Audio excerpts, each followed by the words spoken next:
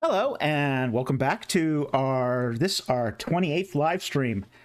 The popcorn must flow. Indeed, the comments are already coming in. The Sentinel Apologetics saying, yes, the popcorn must flow. Of course, this is a reference to the movie Dune. In this case, it's not spice, it's popcorn because, well, this channel has become infamous for popcorn. And most recently, we did a popcorn review of Ron Wyatt. So if you haven't seen that review, please go back and check that out. It was a lot of fun. We had a great time on the premiere, just talking about some of the antics of Ron Wyatt and some of the, say, less logical leaps that he makes. So we also have a comment here, and I'll bring it up here, from Christian Basil. Fantastic title, but also the Christmas cookies must flow. I so wish I could eat Christmas cookies. I'm on a ketogenic diet. I make exceptions for popcorn, but I really can't have any other carbs. You make me miss Christmas cookies, especially this time of year. But anyway, we intend to do more popcorn videos in the future. We hope to make it a sort of a semi-regular event at least. So we're kind of hoping for either once a month or once every other month. That's the plan. And, you know, God laughs at your plans, essentially. So we hope God doesn't laugh too hard at that plan, but that's what we're planning here. So anyway, we're going to start to get into the questions here. And we are going to, it's the same as always. Super chats have priority. If you do a non-super chat, we ask that you put a Q and a colon in front of it. Ask your question only once. And we will try to get to as many non-super chats as possible. If you do a question, please also, if it has to do with a word, tell me what you think it means. If it has to do with a Bible verse, please include the Bible verse so I can look it up. It might surprise you, but I don't have the whole Bible memorized. So I do need to look it up to get it in its context. So, with that said, let's get to it. Well, I'm going to actually take this one here right before we start here, because this one is, I love this comment. Okay. Let's see here.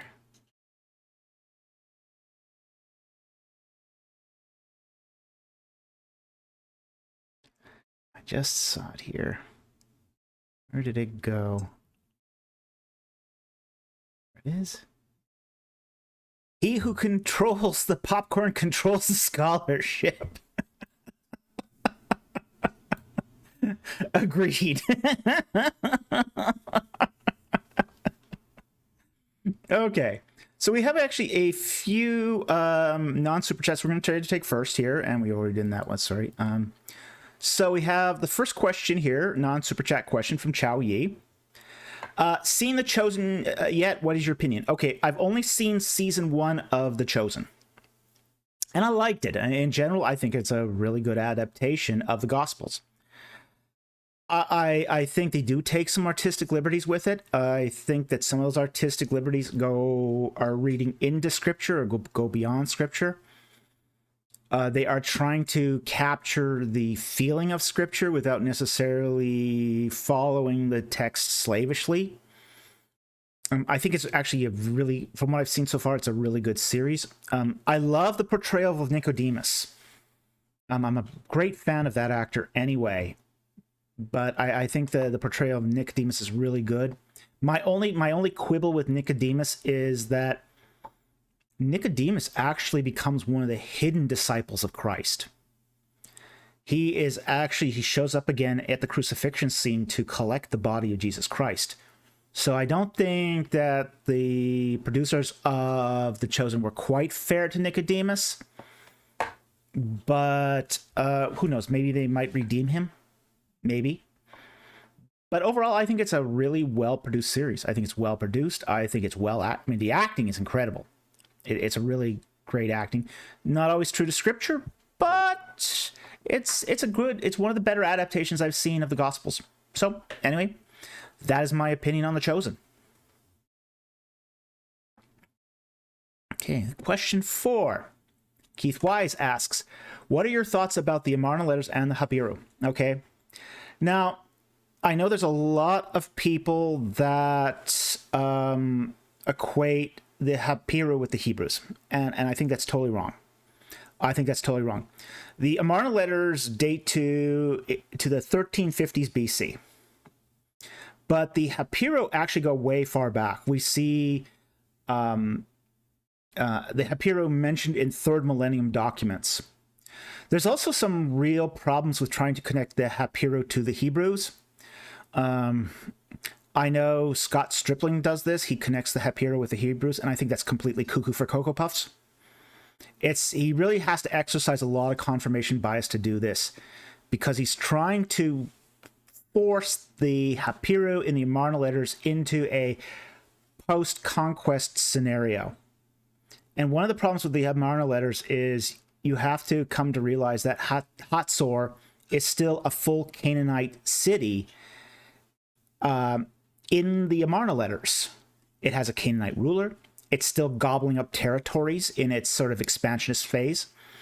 And frankly, too, the Bible makes a note of that expansionist phase. You know, Joshua talks about how Hatzor had conquered 5 kingdoms by the time that the Israelites roll around.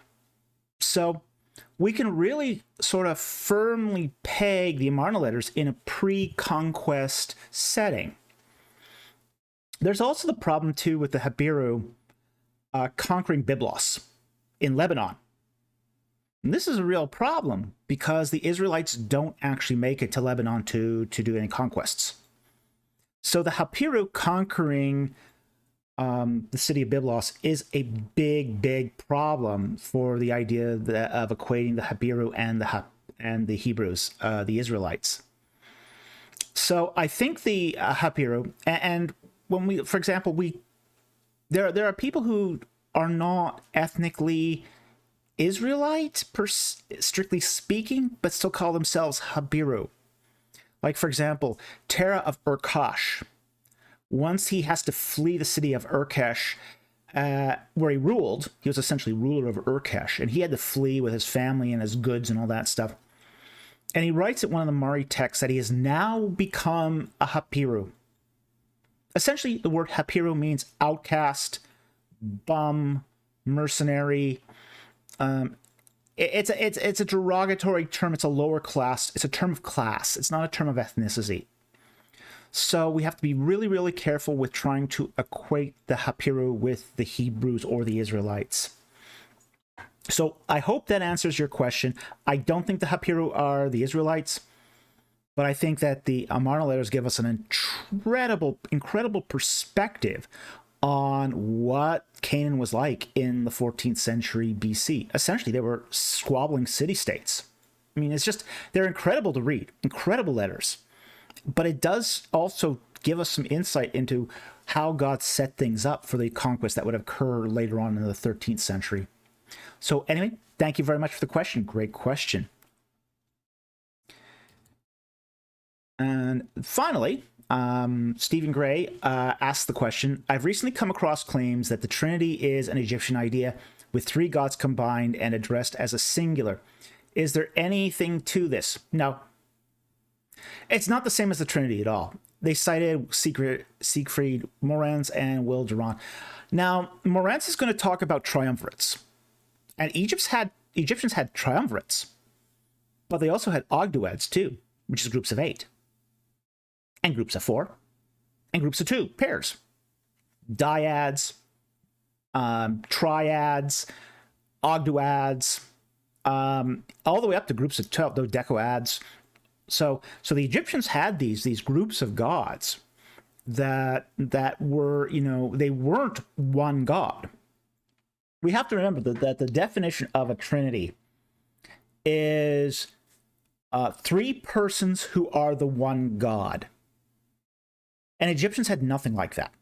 They didn't even have anything close to that. Even with the Egyptian idea of composite gods, they're two gods that are sort of coming to common purpose. We see this, for example, in the bark of Amun-Re. Amun-Re being the composite of Amun, the hidden god, and Re, the sun god. And you look at the sacred bark, and they did reveal what's inside their sacred barks. And what you find in their sacred bark is two statues. One for Amun, one for Re. The Egyptians, even with composite gods, seem to acknowledge that they're two separate gods come to common purpose or identity. So they're not two persons, they're two gods. And this just seems to be the way that the Egyptian divine metaphysics works. So I don't think there's anything in, say, ancient Egyptian texts that has multiple hypostases within the identity of a single god.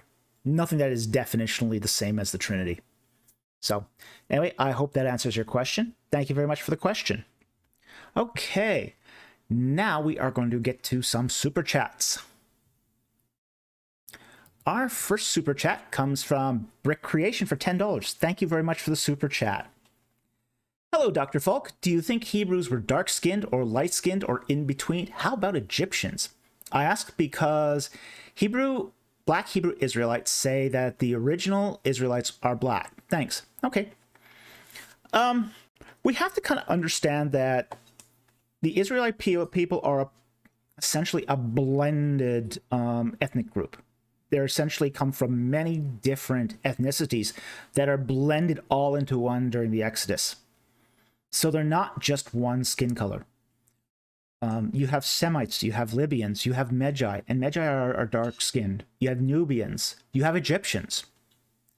And even Egyptians, the native Egyptians were sort of more on the fair-skinned side than they were actually on the dark-skinned side. They're a Hamido-Semitic people, and even within, say, Egypt proper, skin color sort of is lighter in the northern regions and the delta regions and gets progressively darker the further south you go. So even up to, say, the Theban Nome, they still have those Hamido-Semitic characteristics. And then you get the Kushite people, which have a noticeably darker skin tone, followed then further south by the Nubians, who are even darker. So it's not fair to say that, say, all Egyptians were dark-skinned, or that all Israelites were dark-skinned. They're not. In many cases, what we have is a blending of various people and tribal groups. So, and we can see this even on say, the mummies, where they have, say, the Semitic characteristics, even with, say, the marbling that happens in post-mortem situations. And one of the things we have to understand when we look at a mummy too is that all mummies look like they have black skin because of post-mortem marbling. Essentially what happens is after a body dies, the skin tone turns black. We saw this, for example, at, say, the Battle of Iwo Jima in World War II, where, say, U.S. Marines were killed in action, and they couldn't retrieve the bodies for 3 days. And there's accounts of them pulling the bodies out of Iwo Jima, young, blonde, blue-haired guys that look completely black. And this is the effect of post-mortem marbling. So, and it happens even faster in warm climates. So the evidence does seem to suggest that we have, say, more Semitic ethnicities in the north of Egypt, all the way down to Thebes, and then, say, even into the Israelites, we have this sort of blending of they were probably darker skinned than, say, modern Jews, because modern Jews have been so interbred with Europeans. But we are talking something more along the lines here of, say, a Arabic skin tone than we are, say, of a Nubian skin tone. So anyway, I hope that answers your question. Thank you very much for the super chat. We very much appreciate it. Okay. And then we got another super chat here from Andrew Guler for, I hope I pronounced that right, for $10. Thank you very much for the super chat. Dr. Falk, why does Isaiah 52:4 say that when the Israelites went to sojourn in Egypt, they were oppressed by the Assyrians and not the Egyptians? Okay, let's look at actually what the text actually says. And it says, verse 4, "For thus says the Lord God, quote, my people went down at the first into Egypt to reside there. Then the Assyrian oppressed them without cause." Okay, what we have here is essentially a historic perspective. So it's not saying that the Israelite went down to the Egypt and then when they were in Egypt, the Assyrian oppressed them. What's giving you here is a historical perspective, and this is denoted by the word rashit, meaning to begin, the first, and it's the same word used in Genesis 1:1, in the beginning.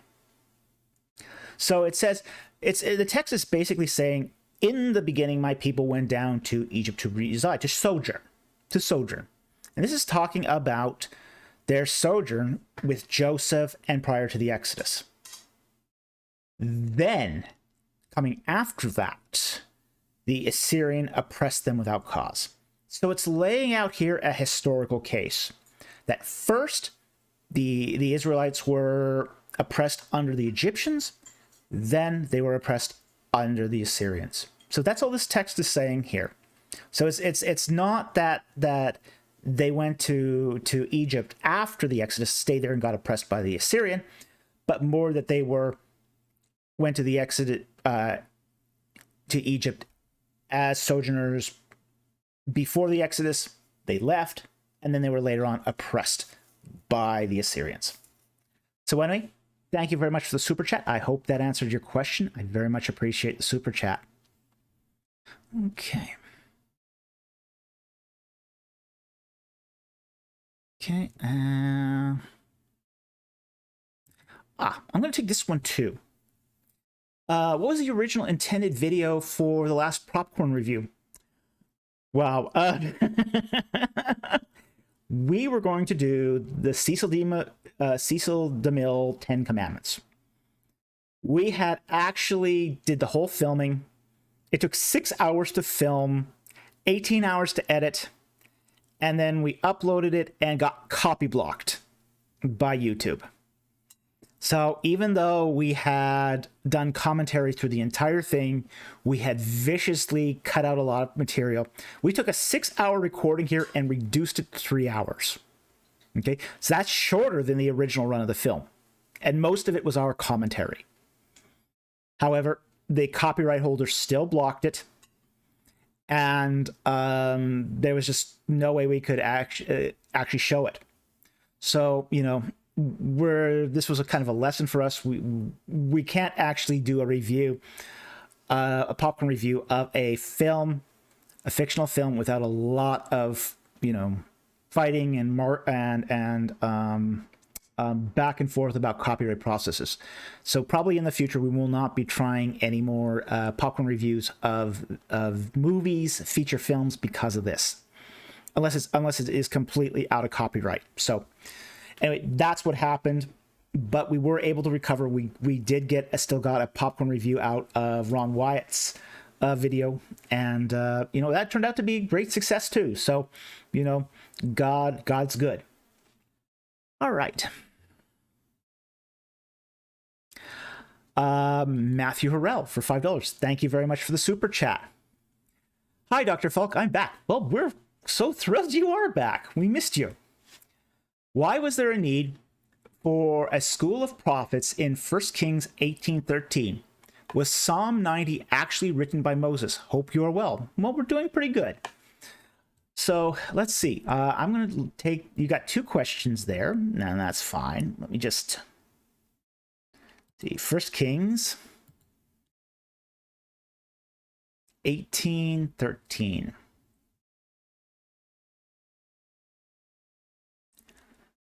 18.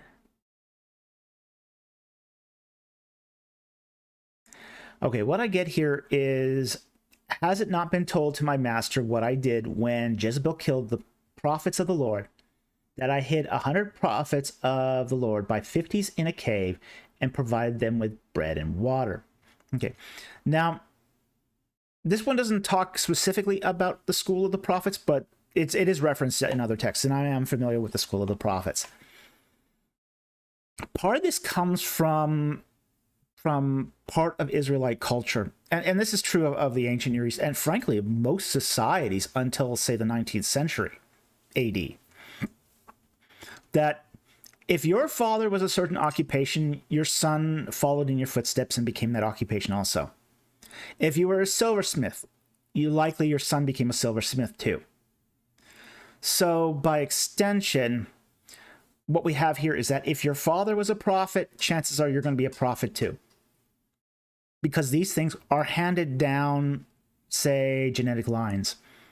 Being a prophet was not just a calling of God, it was also an occupation, and it was one that was pursued by children as well as their parents.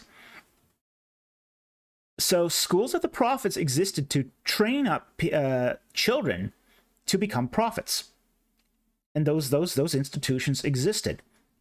You know, they existed all across the ancient Near East. So that was sort of, it wasn't so much that it was needed, it was just sort of one of the cultural norms that we see that happened in ancient Israel. So it's one of those things that God didn't command that a school of the prophets be made, but sort of the cultural interpretation of that God will raise up prophets was to create a school. So that's what's going on there. Now, whether or not Psalm 90 was actually written by Moses, let's just see here. I will have to look at more of the the authorship issues around that.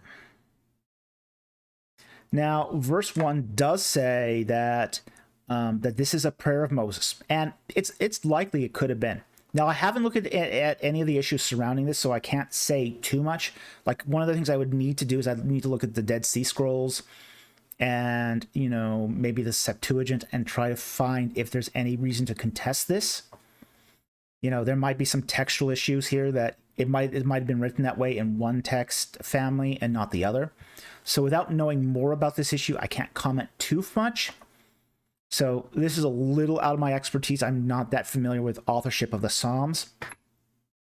But suffice it to say that, just to say on the Masoretic text, the Masoretic text seems to lead that way. I'd have to look more into it to see if that is actually original to the text or if it was added later on. So that's all I can say about it right now. But thank you very much for the super chat. Very much appreciate it. Okay. C and MK for $1.99. Thank you very much. Do you reject philosophical heresy of nominalism? I don't know what nominalism is. It's hard for me to reject something I don't know. You would have to probably explain it a little more for me to actually comment on it. I know what nominal Christianity is, and I would say reject that as a legitimate form of Christianity, but I don't know what the philosophical heresy of nominalism is. So without knowing more, and I do have certain philosophical opinions here and there, but this is not one where I'm familiar enough with the material to know one way or the other. But anyway, thank you very much for the super chat. This is sort of outside my area of expertise. I'm really an ancient Near Eastern scholar. That's really my field of expertise. I do know some philosophy because I had a considerable education in philosophy, but I don't know every single philosophy or the implications of it. So thank you very much for the super chat. I very much appreciate it. Okay, Cataphractory for $2. Thank you very much. Well, I do appreciate the $2, even if there's not a question. It does support this channel. Very much appreciated. Thank you so much. If there is a mistake and you didn't get your question, please put it down and we'll do our best to answer it. But we do appreciate just people who support this channel and love the ministry that we do, because what we're trying to do is we are trying to teach people how to think, how to assess data, how to be better disciples for Christ. And we also include those that don't. You know, if you're not a disciple of Christ, you're still welcome on this channel to interact and to, you know, learn. So thank you very much for the super chat. Very much appreciated. Okay.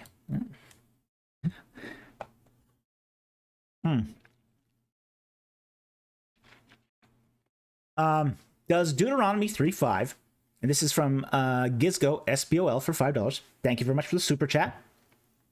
Does Deuteronomy 3:5 fit the 13th century BC? Weren't most Canaanites made smaller and unfortified in the 13th century BC compared to the Middle Bronze Age? Okay, let's look at Deuteronomy 3:5.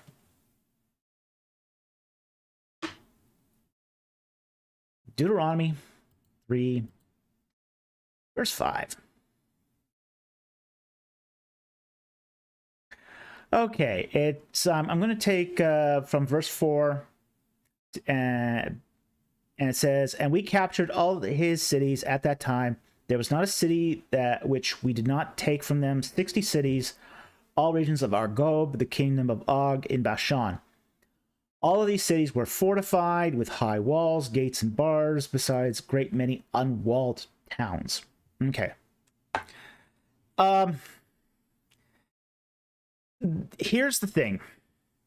When we talk about, say, fortified height with high walls, it doesn't tell us the type of wall that's being discussed here. Almost every city in the Levant during, say, the 13th century had some sort of fortification.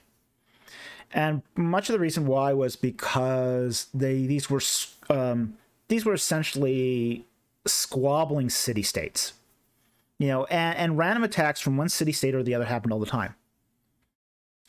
Now, when you compare the fortifications of the 13th century BC versus the Middle Bronze Age, what you're talking about in the Middle Bronze Age are these great big Middle Bronze fortifications. Okay, they're single stone, big stone, massive walls. When you talk about the fortifications of the 13th century BC, you're talking more along the lines of mud brick casemate walls. So we can't let our imagination run too far, too wild when we look at a text like Deuteronomy 3:5, when it says all these cities were fortified with high walls, gates, and bars. Okay, we got to kind of put it in its historical context here. So it's going to be casemate walls, and they're going to be as high as they can build the mud brick. But it isn't going to be, say, the Middle Bronze fortifications, generally speaking. There might be a few cities that still had their Middle Bronze fortifications intact, but they're very hard to maintain. Middle Bronze fortifications are very hard to maintain. So most cities ended up eventually moving over to a casemate wall design just on the sheer basis of practicality. So it is true that a lot of cities back then had walls, even if say, you know, our imagination tends to run a little wild when we read these words that say high walls. Not necessarily all that strong of walls either. So again, we got to take it in its context, not what we imagine it to be. So I do hope that answers the question. These cities very likely could have had casemate mud brick walls. That was the common mode of wall design during the 13th century. So, and I think almost any city could have accomplished that to some extent. So anyway, thank you very much for the super chat. Very much appreciated. We did have a question about the dispute. Wanted to know whether he thought the plagues affected all of Egypt or just people. Okay, where do you see the question?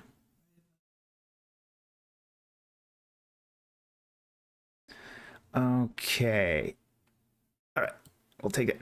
All right, we found your question. Okay. Yeah, my $2 super chat got deleted. Well, that happens. We try to honor all super chats here. I want to know whether you thought the plagues affected all Egypt or just Pi-Ramses. Well, when it says it affects all of Egypt, that's a difficult question to answer. That's a really, really difficult question to answer. It could have affected just the Delta, but it also could have gone further upstream too, to Thebes. It's possible. But really, at this point in time, the focus of, say, Egypt was on the Delta. It was at Pi-Ramses. So if a plague just blighted the Delta, that would be sufficient in most people's minds back then to say all of Egypt was blighted.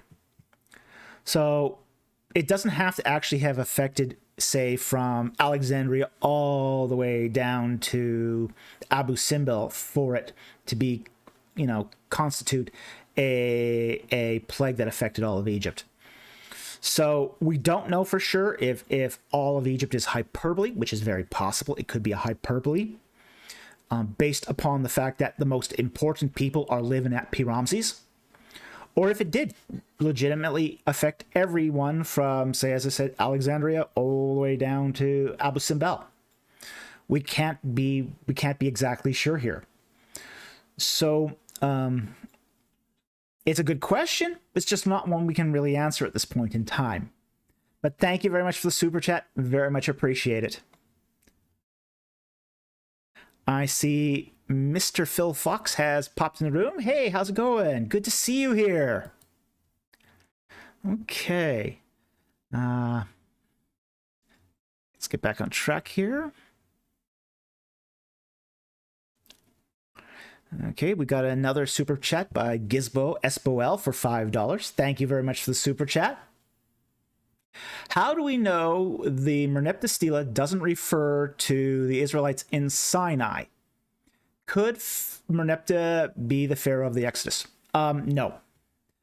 Part of the reason happens to be because when it's doing its couplets in the Merneptah Stele, it's doing so on sort of a geographic basis. The geography is, you've got, for example, the first couplet comparing two great empires for similarity. And then you've got two cities on the coast. And then you've got two cities inland. And then you've got two tribal groups within that inland, within the Judean foothills. So the coupling of the Merneptah Stele makes it pretty clear that this is really a foreign territory, not just the Israelites wandering in Sinai. So, and this too follows along the campaign trail that Merneptah seems to set out, where he's referring to his conquest, where he goes into Ashkelon, into Gaza, then into Ashkelon, then into Yahonam and Gezer, then to the Kuru, and then finally to the Israelites. So there is actually a logical path that Merneptah is tracing out on his campaign here. And this seems to all sort of fall in line with, say, the campaign that we seem to find on the Cour de Cachet, as well as, say, the scarab evidence we find from Gezer. So I really don't think that this refers to the Israelites in Sinai, and also because it can't refer to the Israelites in Sinai, it's referring to them already established in the Judean foothills. Pharaoh Merneptah cannot be the Pharaoh of the Exodus because the Israelites are already in Canaan at that point. So anyway, thank you very much for the question. It's an interesting question, but it does not seem to follow that it's talking about the Israelites in Sinai. And frankly, chasing anyone across the Sinai, that's not a good prospect. It's a very difficult thing to do when you're to chase a tribal group across Sinai. It's not a strategically good thing to do. So anyway, thank you very much for the super chat. Very much appreciate it. Okay, got a $19.99 super chat from Tony G. Thank you very much. Old Testament Joseph, shrewd money manager, or savage gangster? I think very shrewd money manager. He taxed the Egyptians 20%, Genesis 41, 34, 57 to 50, until they ran out of money, took all their livestock, seized their land, and enslaved them. Well, yeah. It's how the Hyksos got rich. It's exactly how the Hyksos got rich. Now, we have to understand, too, that most of who Joseph was taxing was not his own people. The Israelites got a free pass on this taxation. You know, this was a taxation burden that was sort of offloaded onto the Egyptians, onto the Egyptian people. And the Hyksos rulers weren't Egyptians. You know, they were Amoritic Semites. They were Levantine Semites, particularly of the Amoritic persuasion.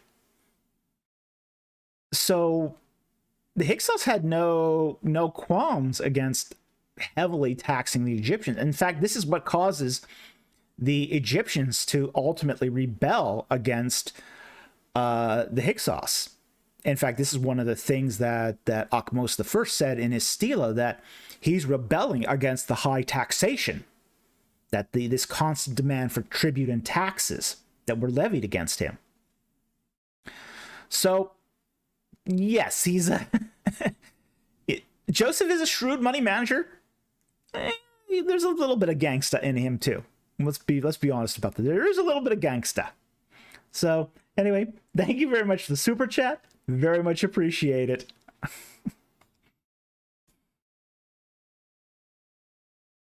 Okay, Cataphract 3 for $5. Thank you very much for the super chat. How would you address the ethics of the command to kill everyone in towns in Joshua? Okay. There's a couple things we need to understand about, say, the whole concept of harem. And that's really what we're talking about when it comes right down to it. When we have to understand that the whole concept of harem is to drive people out. It's essentially to drive people out of the land. Harem it can mean to annihilate, it can mean to destroy. It also, but it's sort of its core root lexeme is to separate out. We find this even in its root form in, say, as we find it in the Akkadian, where it comes from haramu, which means to separate out. And we see haram in used in two ways in the Hebrew scriptures, in many Semitic scriptures, or Semitic texts.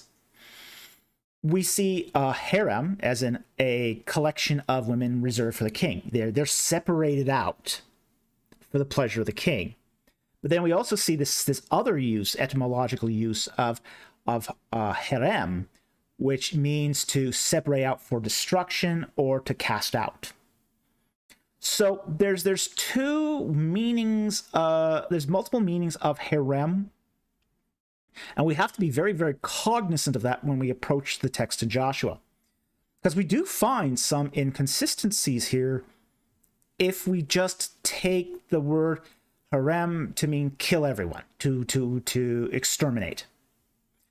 Like, for example, we find it's the command to wipe out all the harem, the people of the cities.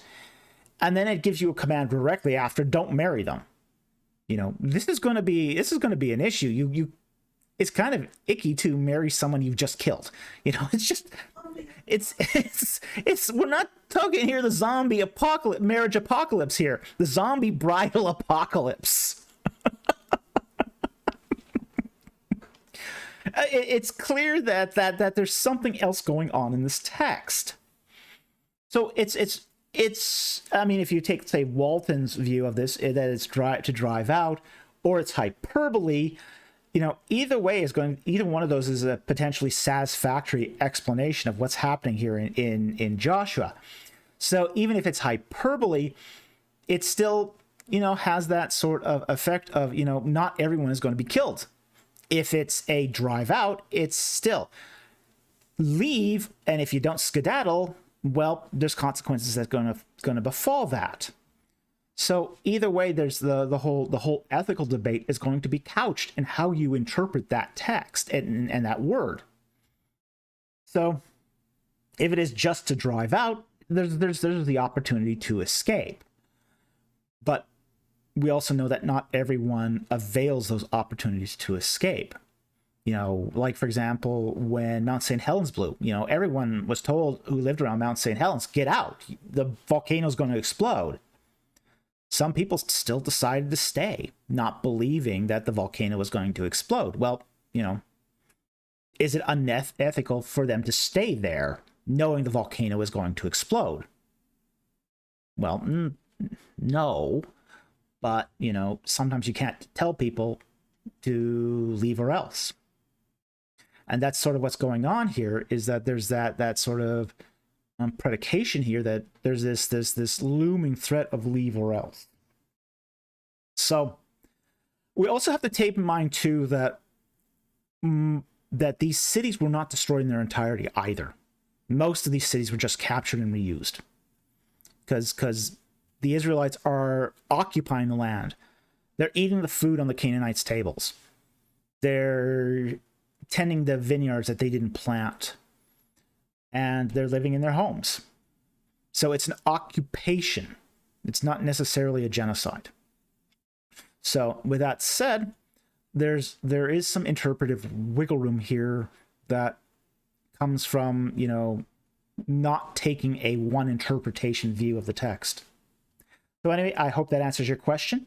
Thank you very much for the super chat. Very much appreciated. Okay. Amir Eshafra for $5. Thank you very much for the super chat. Good to see you, Amir. I read somewhere that Deaver and Finkelstein ended when insults flied. Are debates between maximalists and minimalists always like this? No, they're not always like this. Most debates between maximalists and minimalists more or less just agree to disagree. If we can be just honest about this. I mean, most debates don't end up with the fireworks that you see Deaver and Finkelstein throw at each other. And frankly, Deaver and Finkelstein are no longer on talking terms. I mean, they're really not. They can't stand each other. They can't even be in the same hall with each other. They're just, it's icy between them. Very, very icy. I mean, there isn't a lot of respect between the two gentlemen.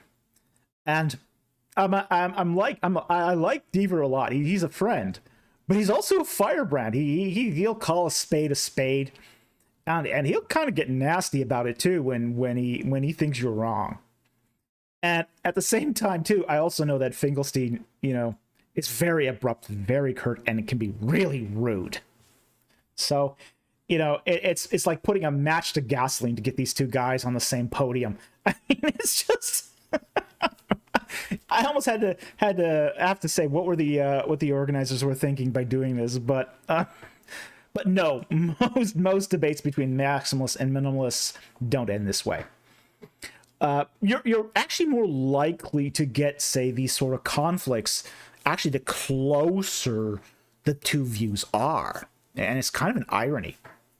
The more extreme views are going to be more cordial because people are going to want to get their point out. Whereas if the debate is over sort of peccadillos, then it can sort of get really, really vicious. And I've seen that happen too. I mean, I saw a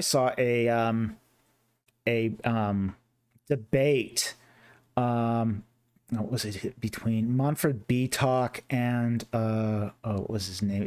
It's one of the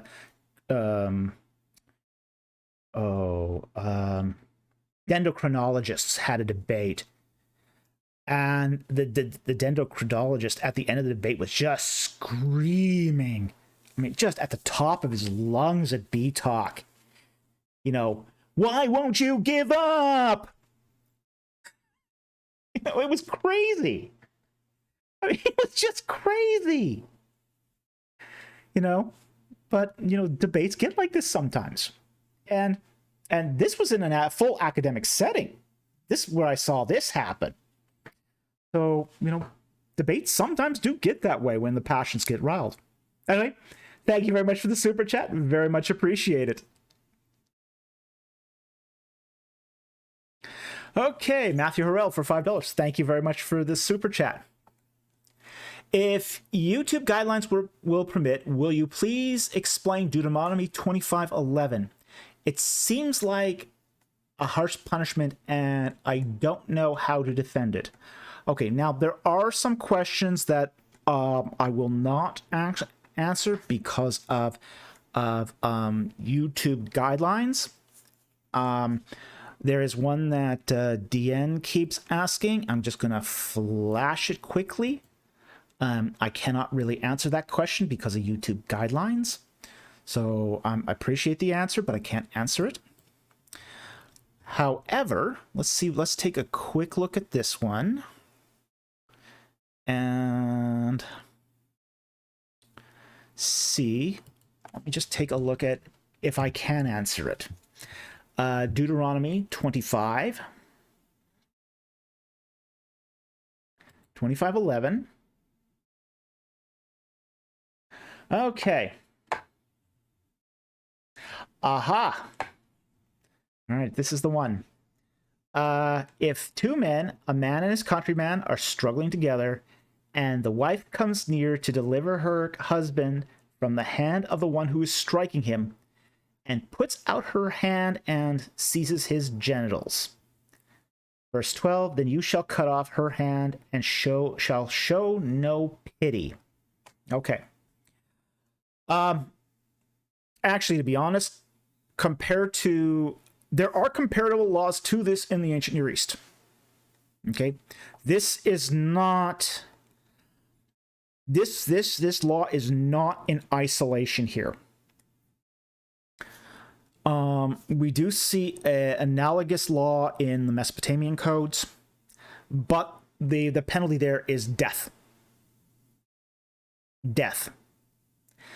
There is some ancient Near Eastern taboo, and frankly, we still have this taboo today, where a strange woman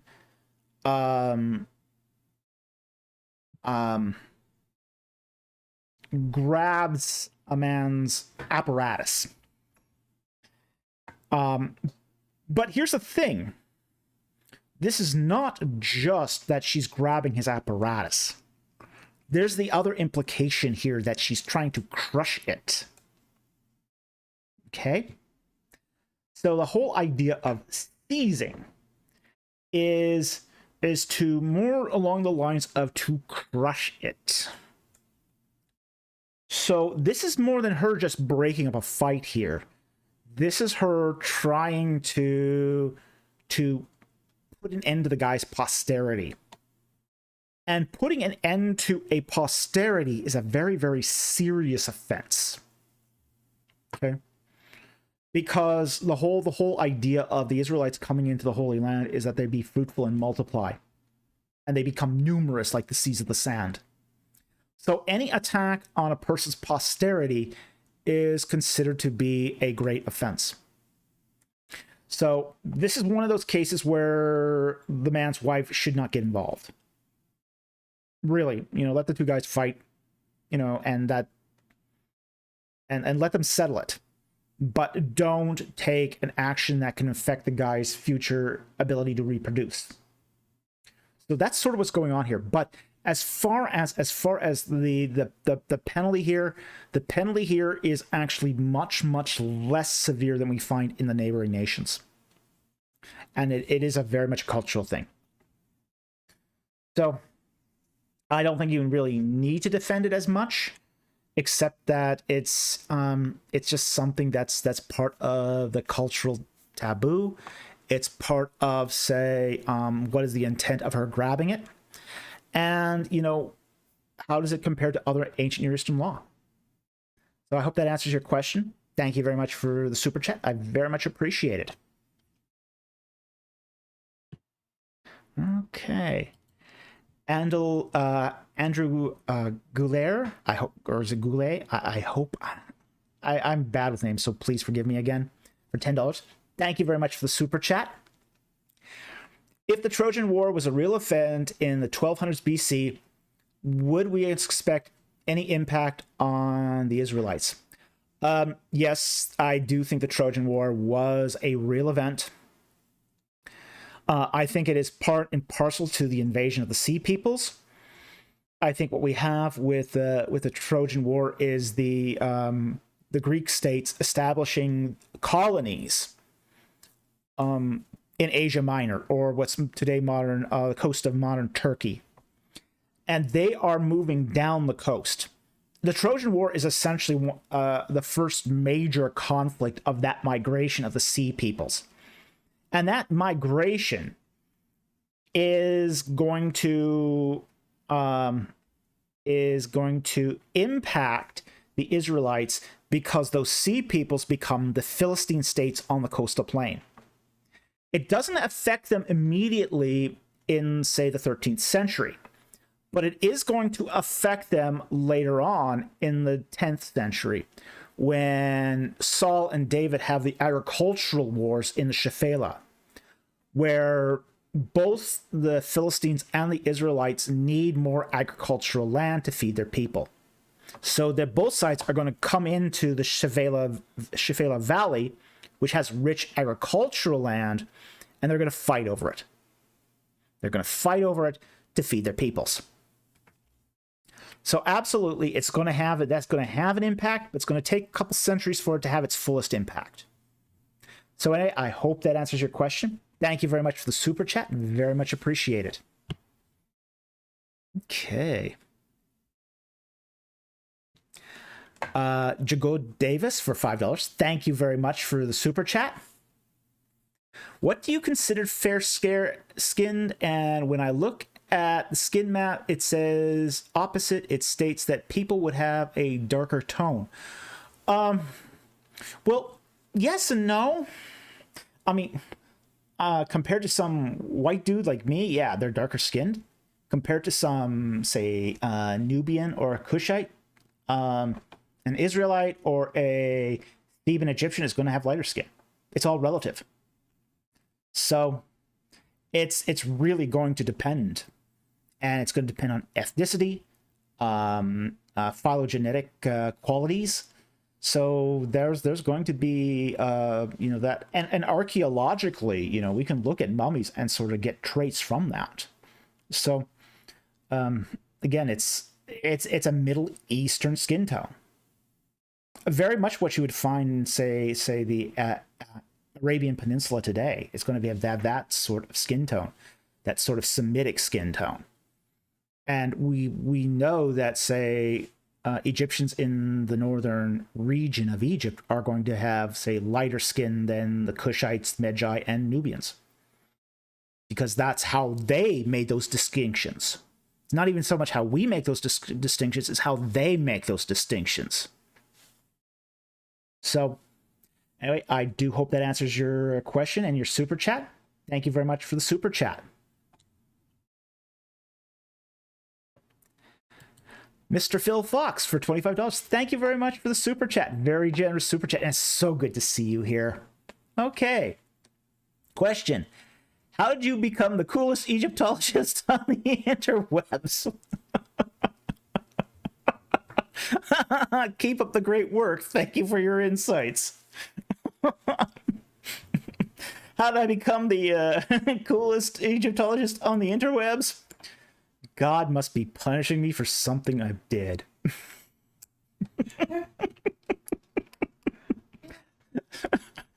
I can only think that I'm paying off karma at a vastly accelerated rate.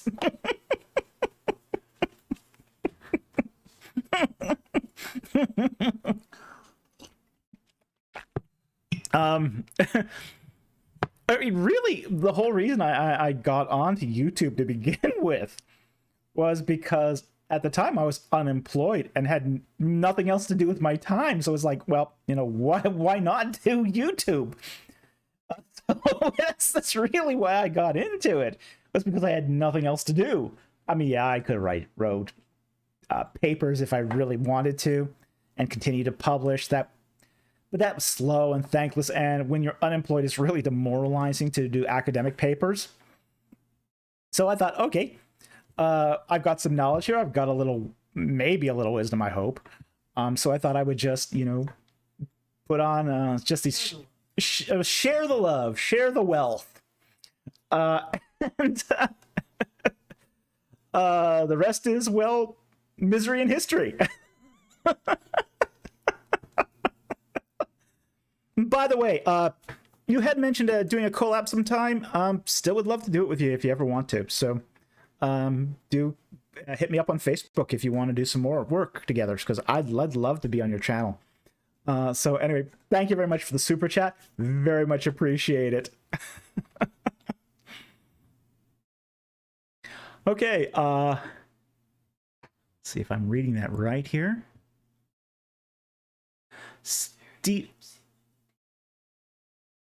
Stephen Koskulitz, I think, for $5. I hope I pronounced that right. Hi, Dr. Falk. What is the best moral justification for killing Egyptian firstborns? Is it in the ancient Near East? It was justified warfare to kill children. Okay. We have to understand a few things about killing the firstborn. Okay. The firstborn aren't children. Let's get that right out there. The firstborn aren't children. They're heir designates. This is not infanticide. We kind of presume it's infanticide because that's all we think of when we think of firstborn. It's because for a lot of us, once you reach the age of maturity, you cease being a firstborn. That's not how it was in ancient Egypt. That's not how it was in Israel. The firstborn could be very, very old by the time he makes it to his inheritance. You were essentially the firstborn until either you died, in which case your next brother in line took over as firstborn, or you inherited. And once you inherited, you ceased being the firstborn. Okay? So it's not about children. It's about inheritance. King Merneptah was 13th in line to the throne when he actually came to the throne after Ramses II. He was in his 60s. He was in his 60s. He was the firstborn after his previous 12 brothers died until when he came to the throne. So this is not about it is not about infanticide. So we have to kind of get that right off the table. This is about attacking the infrastructure of Egypt itself. It's attacking the religious system. It's attacking the political system. It's attacking the the entire religious, military, political power base of Egypt. That's what this is about.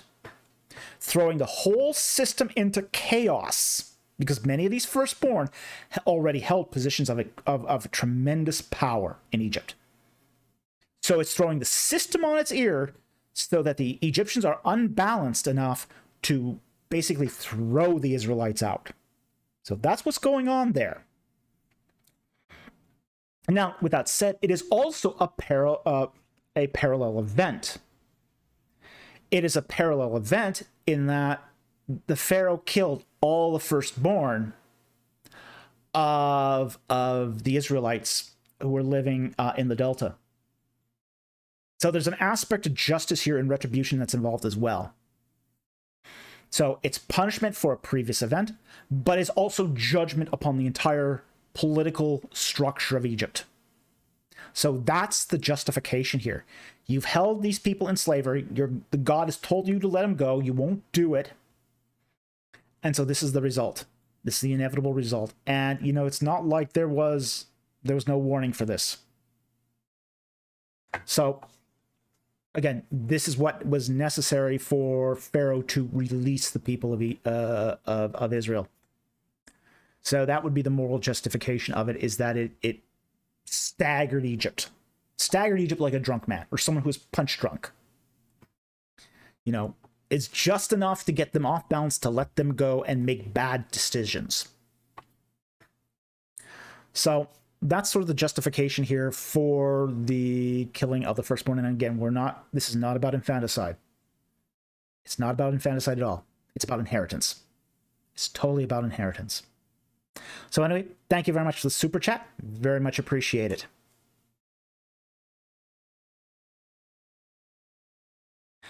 Well, that is Lex Talionis. Yeah. My wife here points out that it is Lex Talionis, and I did actually, that Lex Talionis is a technical term meaning an eye for an eye. Lex Talionis, law of retribution. And I've already did mention this because it is the retribution for the slaughter of the firstborn of the Israelites. So I did mention that. All right, Sentinel Apologetics for $10 Australian. Thank you very much for the super chat.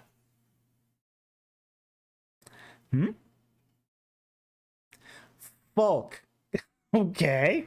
No Dr. Folk anymore? Just Folk? I just had a debate on the King James Version on Standing for Truth channel. Oh, I'm so sorry. Oh.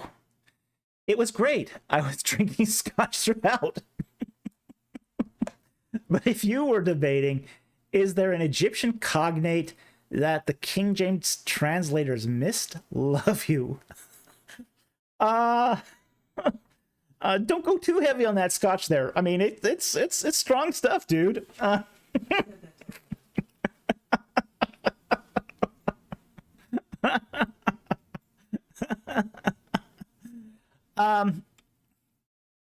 Is there any Egyptian cognate in the King James Oh yeah, lots of them. Okay, there's lots of Egyptian cognates that the King James translators miss because they have no. In 1611, the Egyptian language was unknown. It was still a mystery.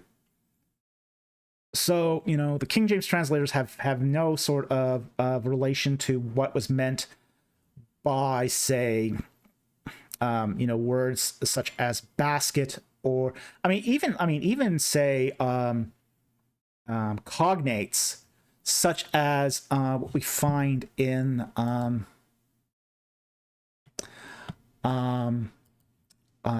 Israelite stuff. For example, there's one verse in the King James Version that says the cities of Canaan stood on their strength. The word strength here is actually the word tell. It doesn't actually mean strength. It means the mountain, the hill that cities were often built. It's sort of a man-made hill that results from cities being destroyed and filled in with dirt over time, and it makes this sort of trapezoid or square-shaped hill that cities progressively built on time after time after time after time. So the King James translators did a remarkable job for the information they had, but it is still a translation from 1611, or the updated Haskerville edition, which is 1750s, I think. Don't quote me on that. In fact, most of what we know as the King James Version today isn't the King James Version. It's the Haskerville edition of the King James Version, which is essentially Haskerville updated the King James Version so it was more readable to American readers, because the language had moved on from 1611 Elizabethan English. So the whole debate over the King James Version is kind of silly, because they're not even debating the King James Version. Most of them are debating the Haskerville edition, which comes about a century later. So, it's a silly debate to even have at this point, because now you're going to have to say, well, which is the correct version? Is the correct version now King James 1611? Is the correct version the Haskerville edition? Is the correct version now the New King James Version? Is the correct version does the Greek texts, you know, and that's not even getting into the whole textual issues here. Like, for example, most say people who debate say for the King James Version don't even understand the requisite text that went into the King James Version. You know, they just talk about the Textus Receptus as if it was a text, and it's not a text. It's just sort of a name that the translators sort of plopped onto it because they didn't understand, because the person writing the preface didn't even know, wasn't a translator. He wasn't a translator, so he didn't know the underlying text. Like, for example, that the New Testament comes from the Stephanus' third edition. The Old Testament comes from the Codex Leningrad, the Leningrad Codex, you know, which is a 10th century Masoretic text. And most people don't even understand, like, for example, the whole book of Revelation that Stephanus used is actually back translated. He didn't have a full copy of the book of Revelation, so he took the Latin Vulgate and back translated it from the Latin into Greek. So the King James Greek that underlies, or the Greek that underlies the King James Version of 1611 for the book of Revelation is really unreliable, because it was a back translation from the Latin Vulgate. So there's so much here that can be said about the King James Version. I mean, it was a brilliant thing to do. I don't downplay what the translators of the King James Version had to do, or their scholarship. Their scholarship was really, really excellent for the day, but it was 400 years ago. So anyway, thank you very much for the super chat. Very much appreciate it.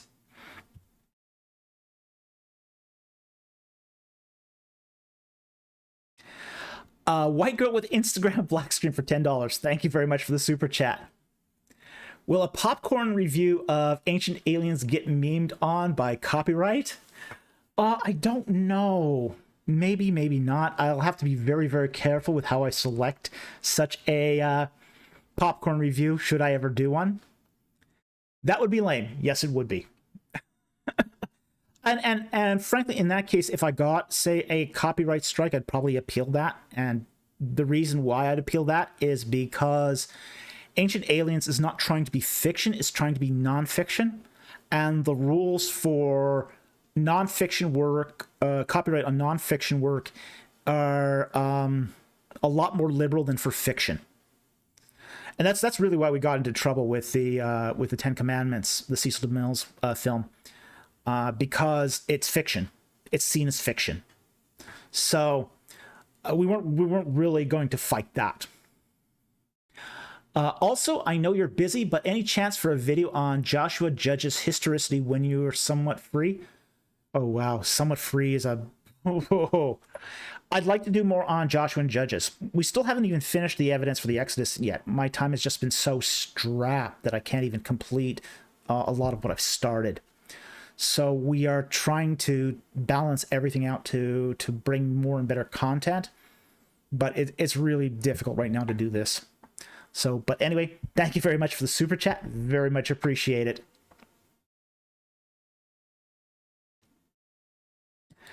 Okay, Matthew Harrell for $5. Thank you very much. Last question tonight. Oh yeah, promises.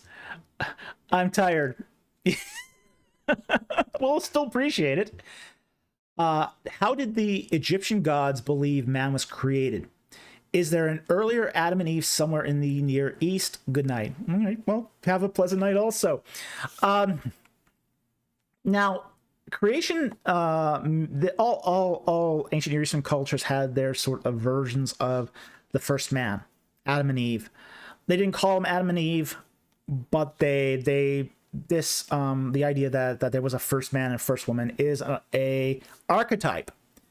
It is an archetype that we just see all over the place in the ancient Near East. And the stories of the creation of mankind are different. Like, for example, in Egyptian, Egypt has one of the most interesting creation of mankind myth. And it's interesting because it does very much parallel the Bible, which is you have the creator god Khnum. And what he does is he forms man out of a clay on a potter's wheel. It's fascinating because we do see that parallel of God creating man from the dirt in the Bible. So there is actually a very, very strong parallel between the Khnum myth and the archetype we find in, say, Genesis chapters 1 and 2. So there is definite parallels and there's similarities there. And there is a resonance that's happening between the two. Now, is this just intertextuality? Is this hearkening to an earlier sort of memorial of the actual events? Hard to say, but we do find it elsewhere. But we also find that there's an interaction here too, because in, say, for example, in the Khnum myth, it's on a potter's wheel. In Genesis, it's just out of the clay. No potter's wheel is involved. God does not need an extra apparatus to create. So even then, there's an engagement with the myth that's not, it says this part's right, but this part isn't. So this is one of the interesting things about, say, how Genesis 1 and 2 interacts with, say, ancient Near Eastern myth in general, is that it'll affirm some things and disaffirm others. So anyway, thank you very much for the super chat. Very much appreciate it. Okay.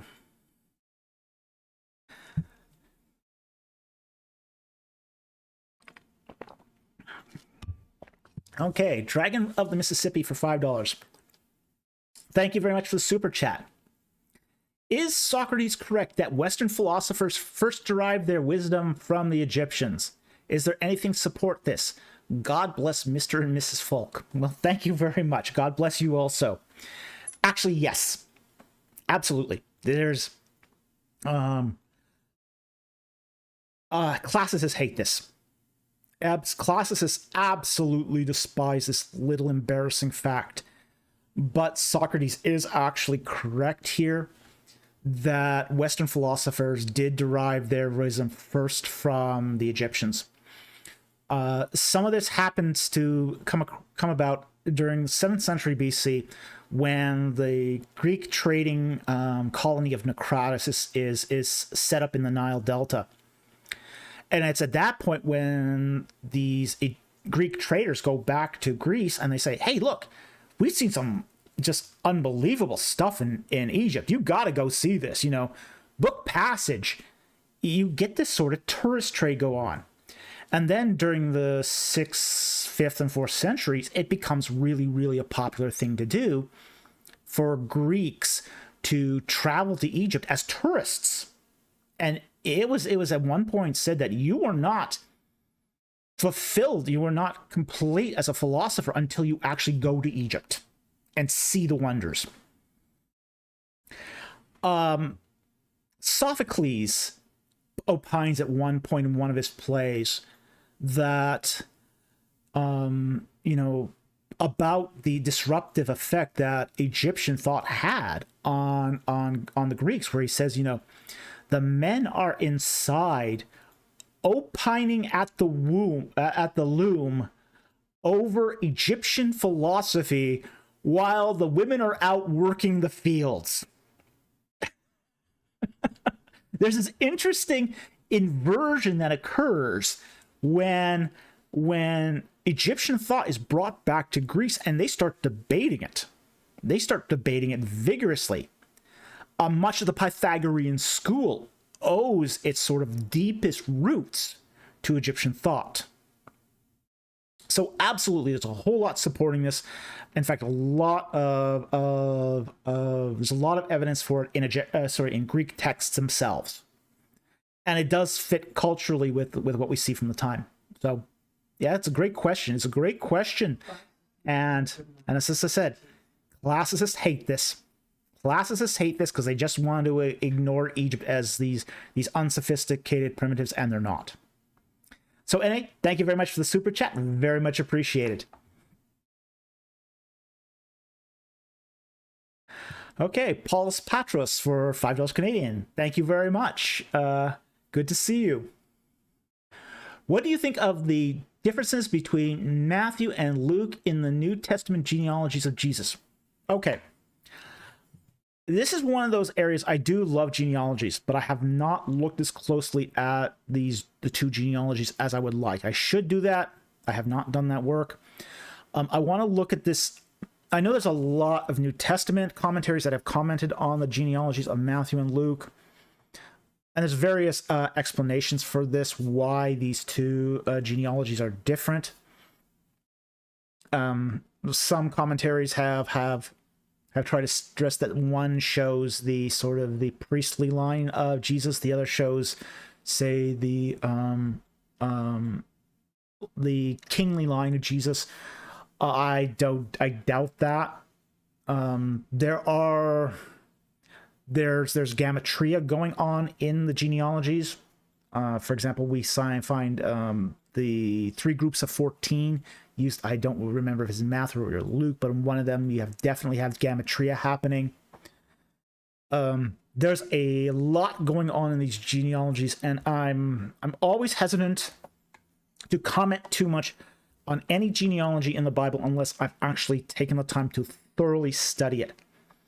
Because one of the things I have learned, I've done a lot of work with Old Testament genealogies. And what I've discovered in Old Testament genealogies is that there's sort of nuances and sort of tricks that go on underneath the surface that I think underlie a lot of genealogies. And unless I have really studied the Matthew and Luke genealogies with sort of those lenses, it's difficult for me to comment more. But this hopefully will give you some, just talking about it will give you some framework that there might be more magic here. And I mean magic here as in more understanding that needs to be learned about the text before one can immediately comment on it. So anyway, thank you very much for the super chat. I very much appreciate it, but that's all I can comment on it right now. Okay, RG Strategy for $5. Good to see you, friend. Related to the question above, how accurate was the king's lists of Abydos, Turin list, etc. if there are regal years given in the account and given are accurate? Okay. Now, the king's lists at Abydos and Turin are they're different. The Turin king list, those are very early dynastic period stuff. Abydos, basically that's the line of kings going up to Seti the First. Now we have to understand that we don't get the regnal years here in these lists. We don't find those until Manetho. So a lot of what we understand from the regnal years comes from a combination of Manetho plus, say, regnal years we find in archaeological inscriptions. So the king lists don't actually give us a lot of information as far as how long reigns are. I'm not so sure about the Turin list. The Turin canon is broken down, I believe, by year. So I think we can get some accuracy of years from the Turin list, because I believe it's just, if my memory serves me right, the Turin list is the stone that lists all the wine dockets for a particular year of a king. So in that case, we can count up the years for each reign based upon how many wine dockets are being displayed on the canon. As far as Abydos goes, there are inaccuracies for the Abydos canon. They do seem to, when Seti the First had this list made, some people were excluded from the list intentionally. The Amarna kings were all excluded from the list. So Akhenaten, Smenkhare, Tutankhamun were all stricken from the list. These were the Amarna kings, and they were stricken from the list at Abydos. Also, the Hyksos kings were stricken from the list as well. So there does seem to be a view in, say, the Abydos list. It's a political list. It's meant, the whole purpose of the Abydos list is to show that Seti comes from a line, for Seti the First comes from a line of kings to establish his legitimacy to rule Egypt. And the fact is, he wasn't. I mean, his father was Ramses the First. Ramses the First was a general. He was non-royal. And he's on the throne for 2 years before Seti has to take over. So Seti is always going to have this problem going through his reign, his 11 to 15 year reign, of proving he's actually royal enough to sit on that throne. And Ramses II has the same ordeal. He also has to prove he was royal enough, because Ramses II was 2 years old when his family suddenly became royals. So the whole issue with the Abidos list is to establish a pedigree. And that pedigree is not complete because illegitimate rulers are sort of culled out. So we have to keep this in mind when we look at something like the Abidos list. It's not meant to be read as, say, the literal succession of kings, because there's illegitimate kings or the kings they thought were illegitimate that didn't get included. So anyway, I hope that gives you some insight in this. Abidos list does not give you years. Turin does, but the Turin list is very limited. So anyway, I hope that helps. Thank you very much for the super chat. Very much appreciated.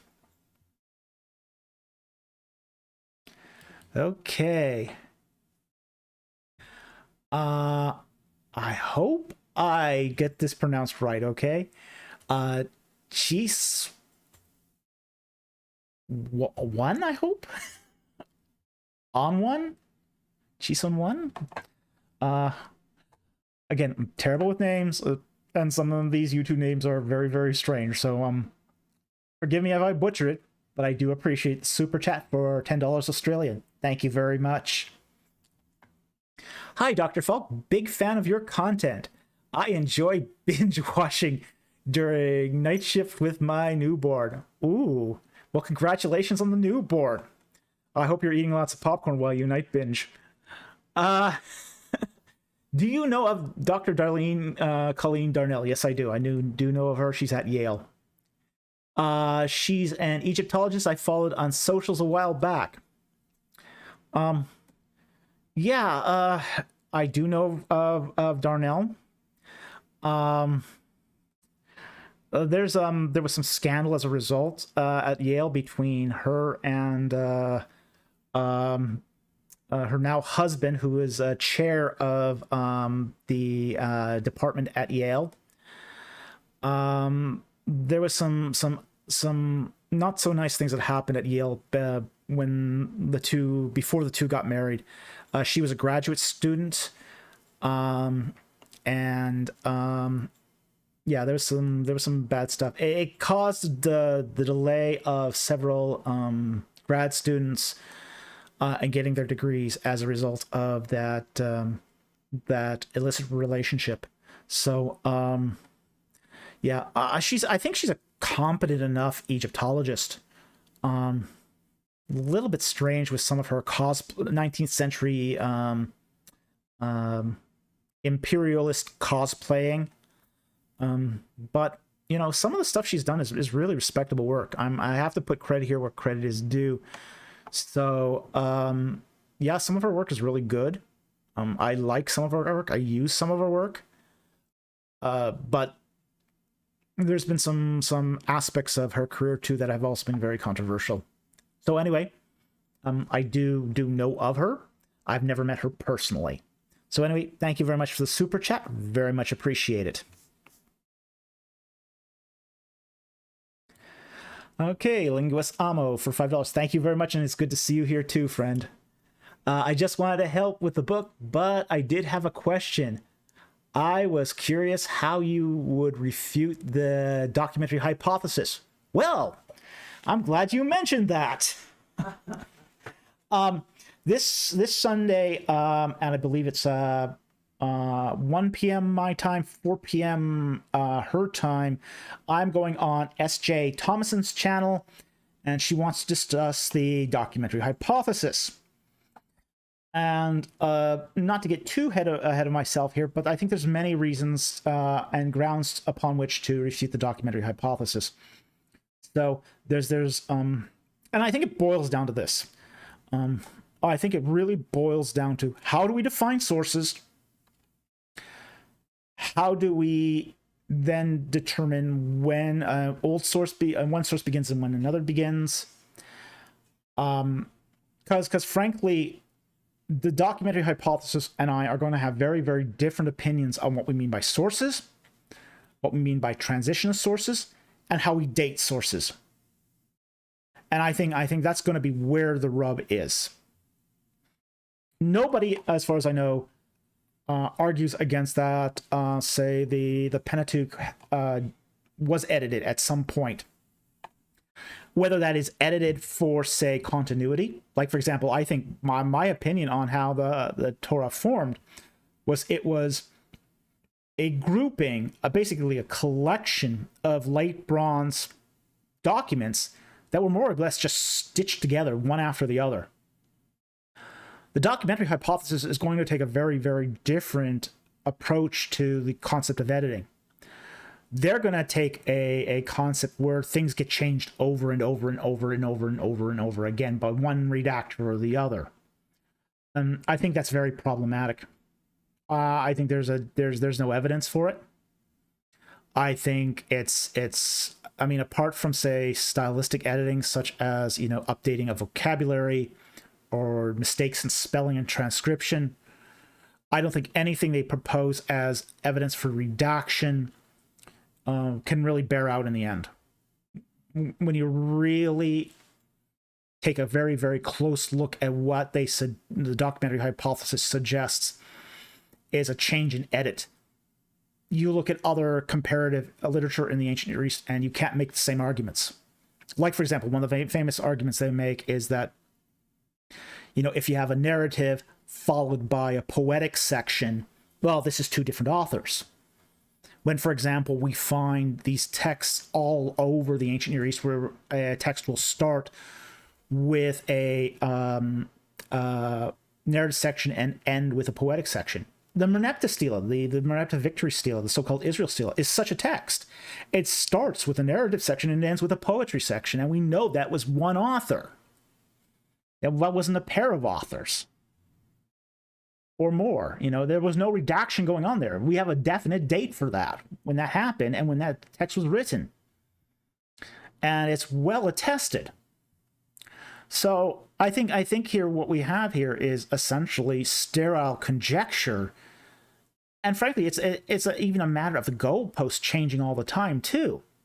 Like, for example, the earliest renditions of the documentary hypothesis said that there was a change in redaction by the change of God's name. Like, for example, they would say that you have Yahweh being in the J texts and Elohim in the Elohist texts. And then you had a change in authorship or redaction when you had combinations of Yahweh, Elohim. Well, I mean, that makes no sense. Even when we say, look at the Ugaritic text where it talks about a Baal having multiple names in the same text. It's just sort of, it's an artificial standard that's being placed on the text that just can't support itself. So, and besides all that, documentary hypothesis doesn't actually provide anything useful, because it is, again, going to refer to hypothetical documents. And hypothetical documents are nothing more than oral traditions. How do you even date that? How do you even go about, talking about how editing over time happens in an oral document? It's pure nonsense from beginning to end. So anyway, that's a little bit about how I would approach that. I'll probably get into more detail on Thomason's channel, but that should suffice it for now. Anyway, thank you very much for the super chat. Andrew, for $5. Thank you very much. Again, very much appreciate the... I see you got another question under, and we will take that also. Okay, so we didn't want to skip it by mistake, so I did see your question underneath that. What do you think of Zechariah 9:13 refers to when it says to, I will stir up your sons, O Zion, against your sons, O Greece. Well, let's take a look at Zechariah. This is probably a prophetic passage, so understanding that prophecy is not my strongest suit here. Zechariah 9:13. Okay, I'm going to take it to a context of 2 verses before and 1 after, just so we sort of get a better view. So I'm going to start at Zechariah 9, verse 11. As for you also, because of the blood of my covenant with you, I have set your prisoners free from the waterless pit. Return to the stronghold, O prisoners who have the hope. This day I am declaring that I will restore double to you. For I will bend Judah as my bow, and I will fill the bow with Ephraim. I will stir up your sons, O Zion, against your sons, O Greece, and I will make you like a warrior's sword. Then the Lord will appear to them, and his arrow will go forth like lightning, and the Lord will blow a trumpet and will match the storms winds of the south.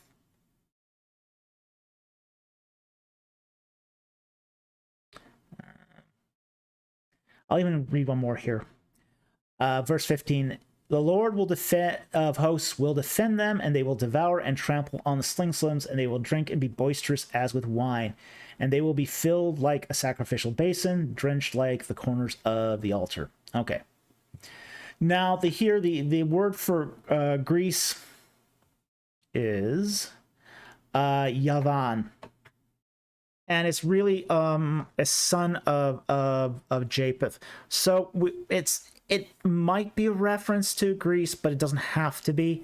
It is basically saying these Indo-Europeans, essentially Indo-Europeans is what's being referred to here. So it could be Greece. It could be guys like the Hittites or the Neo-Hittites, people from Anatolia. So it could even be possibly a reference to the Philistines, who were Indo-European in origin. So when we take a text here like Zechariah, we do have to be very careful, because there's a lot of prophecy here going on. So a lot of prophecy is very, very difficult to interpret without a good contextual basis here. And I think that there's a lot here that's maybe even possibly end times prophecy. So I can't say too much more about this, but I don't think it's referring to, say, Greece specifically, as in, say, the Hellenic islands, but it does seem to be referring to Indo-Europeans. So, and frankly, there were Indo-European invaders from time to time into Israel. The Philistines are just one of them. Later on, you do also have, say, Alexander and the Seleucids who take over. So this is possibly a prophetic reference to, say, the Seleucid occupation under Antiochus IV, as well as, say, the Maccabean rebellion. So that's a possible interpretation of this scripture as well. So there's a lot of ways you could take this, and prophecy is like that. One of the things we have to kind of understand about prophecy is it is deeply contextualized. It is meant to be read in multiple ways. It's meant to be read for the instant it's written, as well as, say, with a future reading in mind. So we find this even in Egyptian prophecy, where a prophecy that's written for a specific moment in time is then later reread and recontextualized for its current time. So this is a feature of prophetic writing. So we have to understand that when we go into that. So anyway, thank you very much for the super chat. I very much appreciate it. Okay. Let's see here.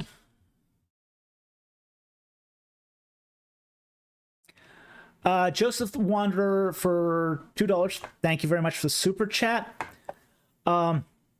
Scholarly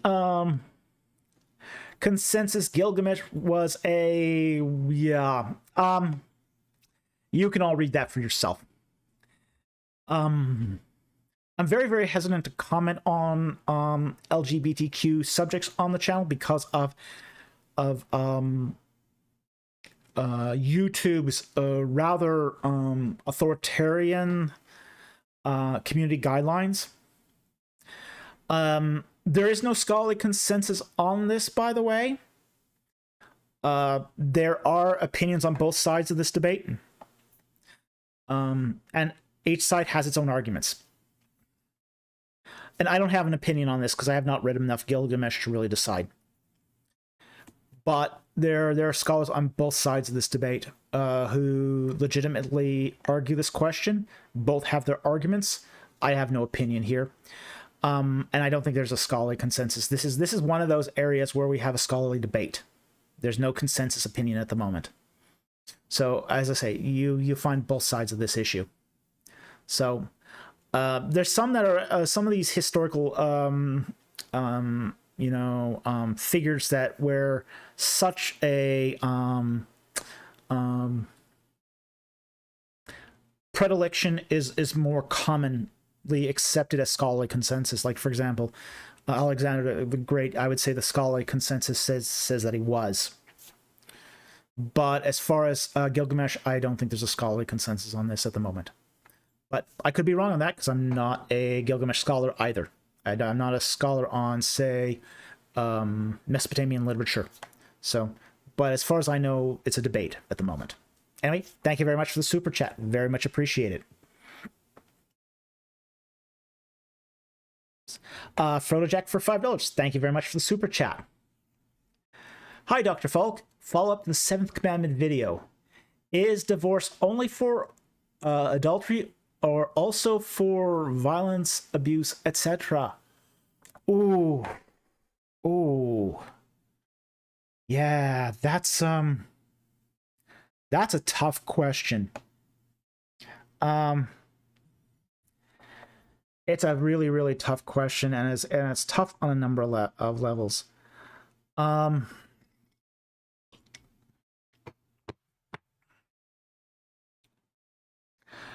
I would say that divorce is permitted.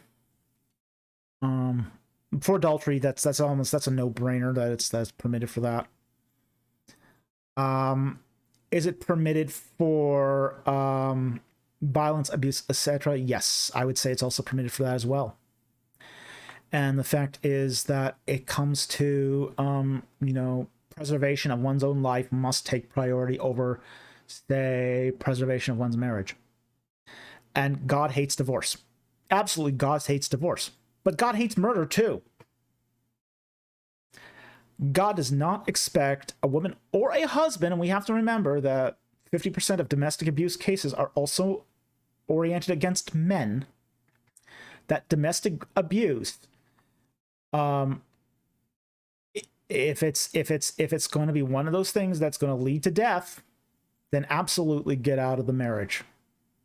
I mean, that's actually a no-brainer, because to keep yourself in the situation is going to put yourself in danger such that your imago Dei, your image of God, is going to become a victim. And you have the right to protect yourself from being killed. So absolutely, if you are in a domestic violence situation that is that severe that it could lead to your death, by all means, get out of that marriage. Now, that also raises the other question too about remarriage. That's almost a separate question. And there are scholars that sort of go back and forth on both on is divorce allowed but remarriage not allowed, or does divorce free you to remarry? And I think that's an open debate still in say the scholarly community. There are places where, say, remarriage would say where some scholars would say that, remarriage is permitted, but it precludes you from being an elder, for example, in a church. And I can see both sides of these arguments, and a lot of it depends on what side of the bed I wake up on, whether I think that remarriage is permissible or it's not. And sometimes I will even, depending on if I fall out of the bottom of the bed in the morning, will sometimes think that, well, it depends on the circumstances too. So I see valid opinions on all sides of that remarriage debate. But as far as divorce, I don't think it's only for adultery. I think it's for self-preservation as well. I mean, I think that's a no-brainer. I don't think you really, really need to, because, Christ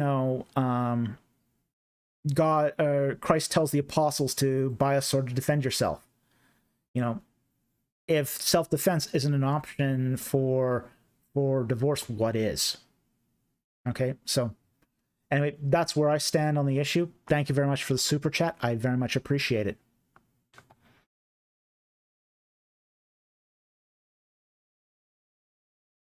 Okay, Angel WVM for $5. Thank you very much for the super chat. Do you think the inflated numbers of Israelites in the wilderness can be due to them counting dead along with the living since the tribes began?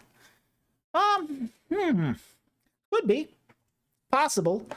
I'd have to look at that to see if that's a viable possibility. I had not considered that option. It's possible. I also think, too, that the numbers are, they are likely to be inflated. We don't know why. It is possible that it could be counting the dead as well. How many of the Israelites brought their dead with them? If they were mummified. We know they brought, say, Joseph with them. Joseph, they disinterred and brought him back. Did they do that for the other brothers as well? Maybe, maybe not. They could be carrying the dead with them for some reason. We don't know. It's really, really difficult to say. So, is it just a count? Or is it, bringing bones with them? We don't have enough information here to really be sure. So possible. It's a possibility. But again, we don't have enough information. We need more information here. And I think ultimately some lucky PhD student is going to do this as his PhD dissertation, and he's going to come up with the answer. Because that's the sort of research that's involved, that's going to be needed, I think, to really sort of crack this one open. We do find these topics that happen from time to time that seem so daunting to begin with, and then some PhD comes along and just, does a good 9 years of research and then solves the problem. We had this happen with the numbers and the Kings list of Kings and Chronicles. That interrelated the kings of Judah with the kings of Israel. That was seen as an unsolvable problem at one time too, and it took a PhD dissertation to crack that. So I think there's going to be somebody who eventually takes this on as a PhD process and comes up with a brilliant result. But we got to sort of wait for that to happen. But anyway, thank you very much for the super chat. Very much appreciated. Okay. Vic M for $6.99 Canadian. Thank you very much for the super chat. And it looks like you've actually, did that happen once? No. It came up as a double on mine, but so did you watch any recent SPL Azor presentations? If so, which was your favorite? No, unfortunately, I couldn't watch them this year. I couldn't go to Azor or SPL. I used to, prior to the pandemic, go to all these conferences, and I really miss going. Frankly, the pandemic has left me in such a dire financial strait that I couldn't actually go to the conferences this year. And I very much miss it because it's where I get all my updated information. So the state-of-the-art information happens at those conferences. They're invaluable. I wish I could have gone, and I couldn't this year, just from financial necessity. So I can't say which one was my favorite because I wasn't there. So, and I couldn't watch the presentations online because I couldn't afford the conference fees because they still charge you conference fees. So, unfortunately, I can't answer the question because wasn't there. But anyway, thank you very much for the super chat. Very much appreciated. Okay, I think that's all the super chats. We're at 10 minutes till 10 o'clock. I'm going to take one or two more non-super chats, and then we're going to call it a night.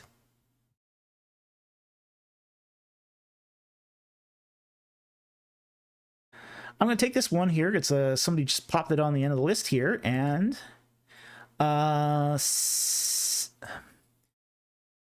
Simisili Ningabani. Well, welcome to the live stream. I think it's the first time I've seen you here. Welcome, and great question. Is hell even debated among scholars? Oh yes, all the time. Hell is one of those topics that's really, really debated among scholars, and it's debated amongst scholars of all different persuasions. So you have everything from the idea of eternal conscious torment to annihilationism to even universalism being debated. Now, I myself don't take the universalist approach, and I certainly don't take the annihilation approach. But there's also lots of nuances that are between all those positions as well. So yes, it's a very, very deeply debated topic in scholarship. So yes, there's debates happening all over the map on this one. So anyway, thank you very much for the question. Very much appreciated. Okay.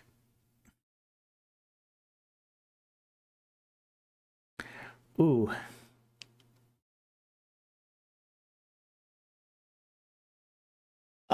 Okay, I've got one more non-super chat here, and then we're going to call it a night. And this one's kind of a fun question.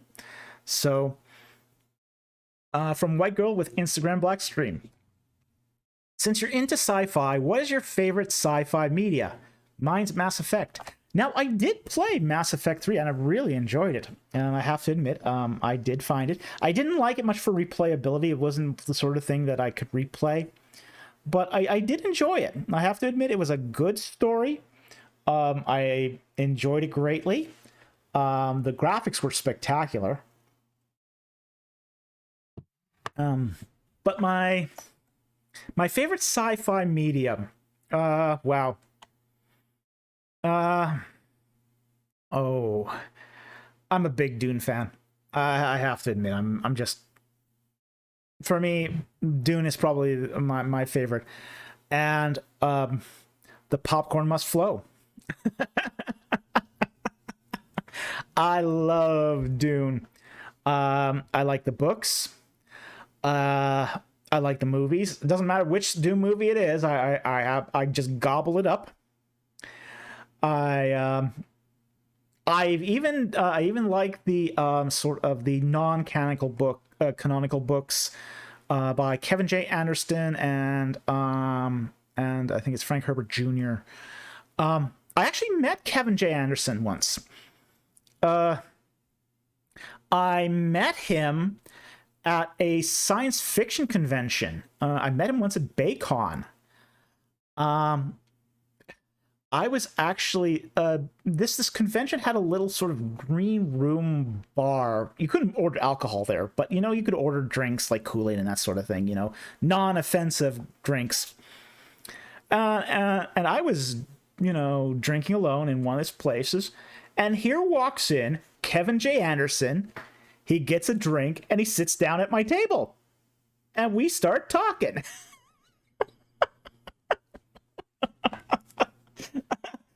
I've had a lot of random science encounters with science fiction authors like this, and at that time I'd never read a single one of his books, but we start talking about his books, and it's funny. My wife is tells people all the time that that I've met more science fiction authors that I've not read their books than any other person she knows.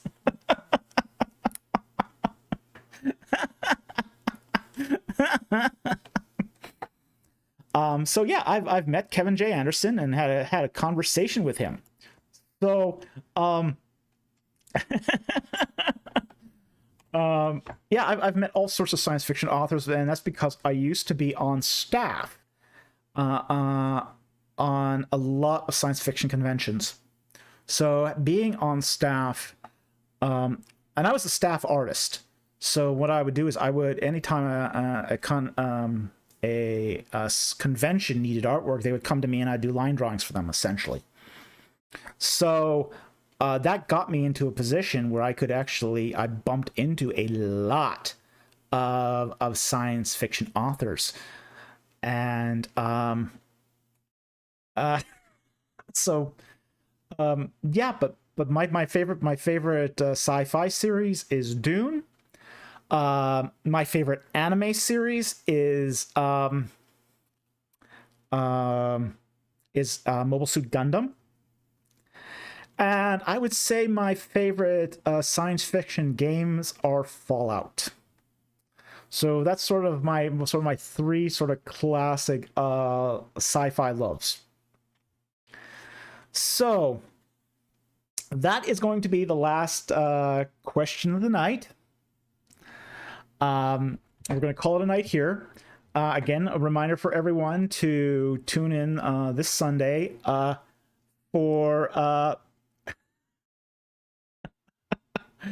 and we got one more here. Dental Apologetics just adds another $2 Sterling super chat just to clarify, because of limits. Daddy Volk, huh? I see you've sobered up a bit.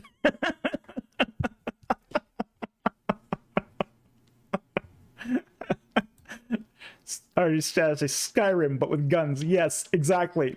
Lots and lots of guns and a few nukes. Can't forget the nukes. I'm all about the nukes. Oh, I love the whole lore of radiation, radioactivity. I'm really fascinated with nuclear power. So for me, Fallout is just it's just a great series for me. I mean, I'm even making my own Geiger counter, so it's just like I love this stuff. Fallout is just a great series. Okay. This was fun. I really enjoyed this. So anyway, again, I want to remind everyone to tune in this Sunday on S.J. Thomason's channel, where I'm going to talk to her about Moses, the Exodus, and the documentary hypothesis. And I want to thank everyone who was on the live stream tonight. It was fun. This was a lot of fun tonight. A lot of great questions tonight. Great questions, and I love good questions. These are... this is the reason why I do this. It's just so fun to engage and answer these questions. I want to thank all our subscribers. We've just, in the last few days, turned 4,000 subscribers, which is another great benchmark for us. So I want to thank all our subscribers. Statistics show we have a great subscriber base. A lot of people go for numbers, and we don't actually strive for big numbers. But what we have is a subscriber base that's really interested in watching the content. And views are much more important to us than subscribers. We want people to love the content, get something out of it, and to keep coming back for more. We also want to thank our Patreon subscribers. Our patrons help upgrade equipment, help us purchase more newer equipment so we can do better productions for you.